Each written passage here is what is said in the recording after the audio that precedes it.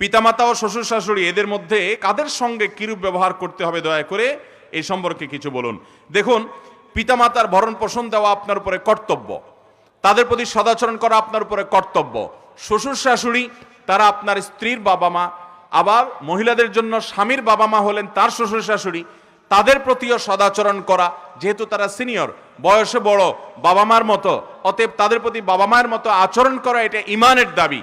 তাদের সাধ্য অনুযায়ী সেবা করা, পাশে দাঁড়ানো, এটা শুধু মহিলাদের জন্য মাসালা দিলে হবে না। আমাদের সমাজে মহিলাদের জন্য মাসালা দেই আমরা যে মহিলারা তাদের শ্বশুর শাশুড়ির সেবা করবে, খেদমত করবে, কিন্তু একই কথা পুরুষদের জন্য প্রযোজ্য আছে না নাই? পুরুষ তার শ্বশুর শাশুড়ির খেদমত করা লাগবে না? অতএব তাদেরকে অর্থ দিয়ে, পরামর্শ দিয়ে, সহযোগিতা করে, আন্তরিকতা দিয়ে, দোয়া করে বিভিন্নভাবে সহযোগিতা করতে হবে। কারণ তাদের মেয়ের সাথে আপনি সংসার করছেন, তাদের অবদান আপনার প্রতি আছে, কৃতজ্ঞতা আদায় করতে হবে। আমাদের সমাজে কৃতজ্ঞতা আদায় করা তো দূরের কথা, বরং